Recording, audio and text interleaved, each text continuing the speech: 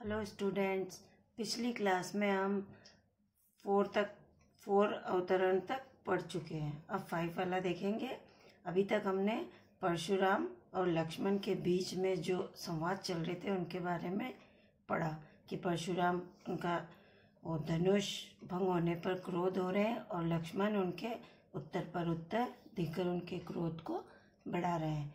अब आगे देखिए, तुम तो कालू हाक जनु लावा, बार बार मोही लागी बोलावा। लक्ष्मण कह रहे हैं अभी भी उसको, परशुराम को, कि तुम तो जैसे कोई मान लो मृत्यु मेरे लिए बार बार हाँक कर लाए हो, साथ में जैसे बार बार मेरे लिए मृत्यु को बुला रहे हो, मुझे डरा रहे हो बार बार कि ले मृत्यु आ जा, मृत्यु आ जा। इस तरह से आप बार बार मृत्यु को बुला बुला कर मुझे डरा रहे हो। यहाँ पर जनु उत्प्रेक्षा अलंकार है।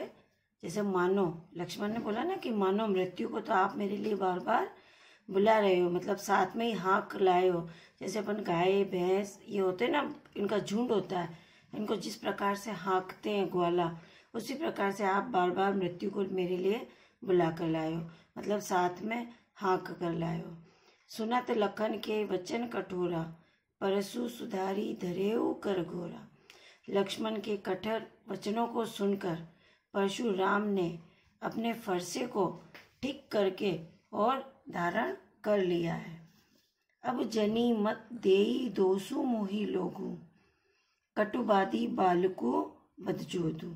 परशुराम अब भरी सभा में सभी से कह रहे हैं कि अब ये जितने भी लोग बैठे हैं ये मुझे मत दोष देना। जनी यानी मत, दोसु यानी मुझे दोष मत देना। कटुवादी बालकु बदजोगु, बदजोगु यानी मारने योग्य। अब ये कड़वे वचन बोलने वाला बालक मारने योग्य हो गया है, अर्थात परशुराम के अनुसार अब लक्ष्मण मरने के लिए तैयार हो गया। मतलब वो इतने कठोर वचन बोल रहा है और परशुराम का क्रोध चरम सीमा पर पहुंच चुका है।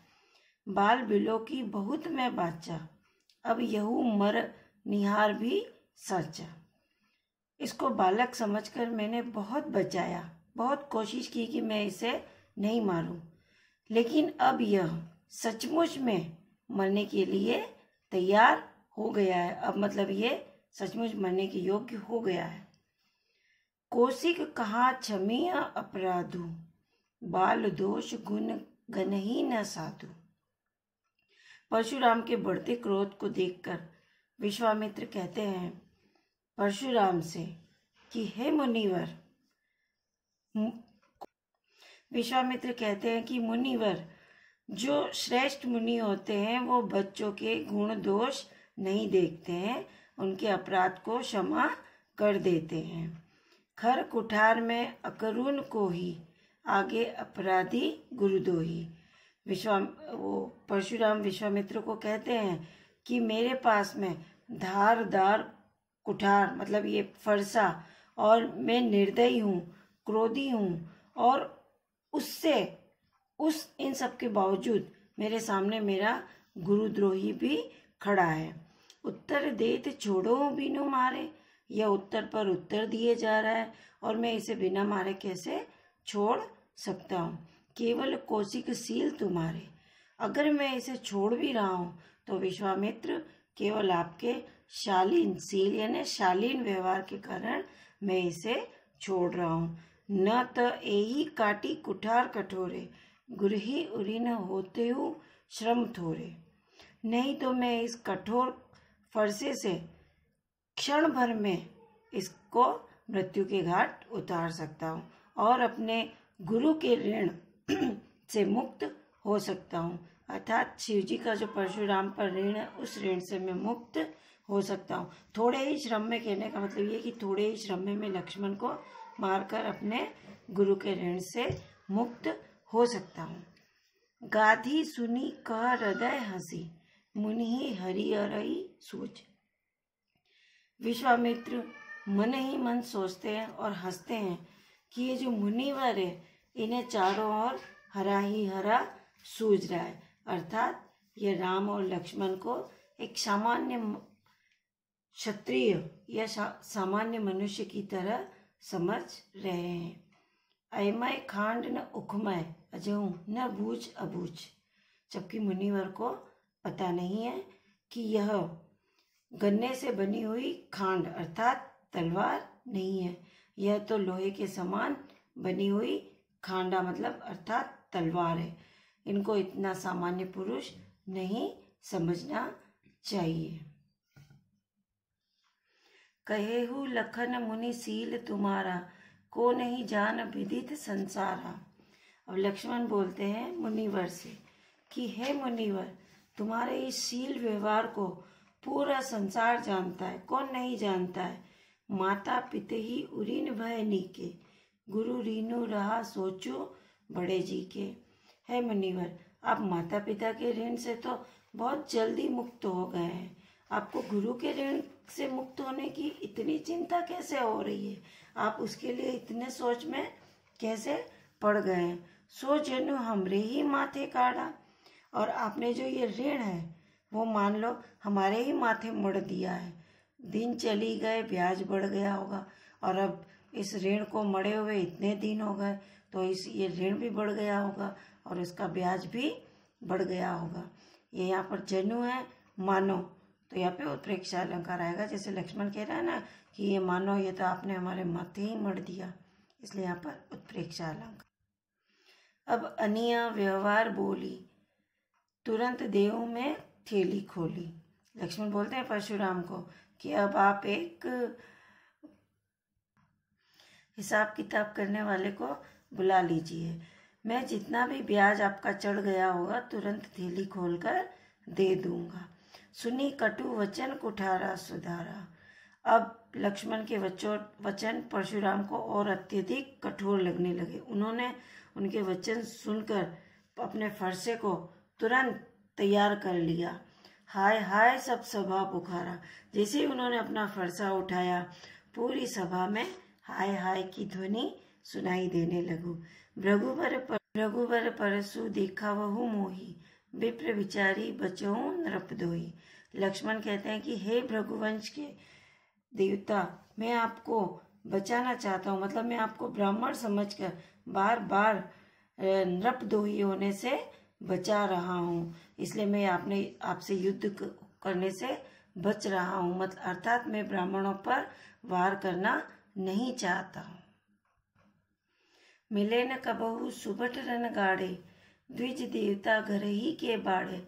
गाड़े यानी दृढ़, सुबट यानी अच्छे योद्धा।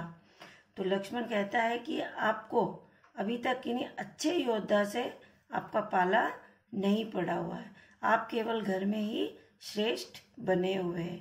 अनुचित कही सब लोग पुकारे। सभा में जितने भी लोग बैठे हैं उन सब ने कहा कि यह बालक अनुचित बोल रहा है, इसे इस तरह नहीं बोलना चाहिए। स्थिति बिगड़ते देख रघुपति शयन ही लखनु नेवारे। जब परिस्थिति बिगड़ने लगी तब श्री राम ने अपने नेत्रों के इशारों से लक्ष्मण को रोका। लखन उत्तर आहुति सरिस, भृगुबर को पुक्रसानु। लक्ष्मण के जो व्यंग भरे उत्तर थे वो परशुराम के क्रोध रूपी अग्नि को और अत्यधिक भड़का रहे थे, अर्थात आग में घी का काम कर रहे थे।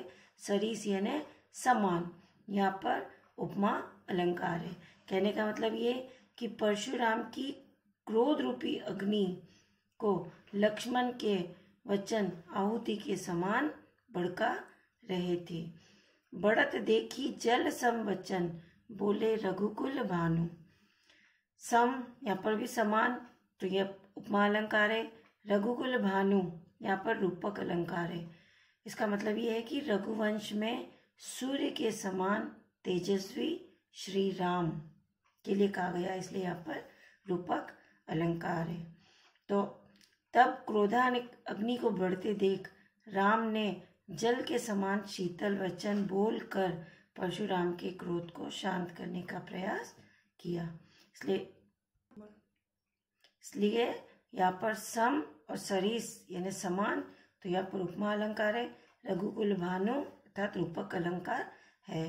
कहने का मतलब ये है कि परशुराम का जो क्रोध है उसमें लक्ष्मण के जो व्यंग पूर्ण उत्तर है वो आग के समान काम कर रहे थे, और श्री राम के जो शीतल वचन है वो जल के समान काम कर रहे थे, इसलिए दोनों जगह उपमा अलंकार है और यहाँ पर रूपक अलंकार है। अवतरण में अगर इस तरह से एक ही शब्द एक से अधिक बार होगा और अर्थ उसका समान होगा तो वहाँ पर पुनरुक्ति प्रकाश अलंकार होगा, जैसे यहाँ पर बार बार और इसमें हाय हाय। इस तरह से अगर शब्द है तो वहाँ पर पुनरुक्ति प्रकाश अलंकार है। अति लघुत्रात्मक प्रश्न आपको वन वर्ड में बुक में ही लिखना है और लघुत्रात्मक प्रश्न में 9 और 10 आपको कॉपी में लिखना है। निबंधात्मक में 11 और 12 वो भी अपनी कॉपी में लिखना है। बाकी ये व्याख्या आपको सारी पंक्तियों की करनी है, अर्थात पूरे चैप्टर की करनी है, तो ये करने की अलग से आवश्यकता नहीं है। व्याख्या की कॉपी में ही आप इन चैप्टर के क्वेश्चन आंसर्स करेंगे, अलग से नहीं बनाएंगे। सारी व्याख्या करनी है और उनकी काव्य सौंदर्य मतलब प्रॉपर व्याख्या करनी है और लर्न करना है। धन्यवाद।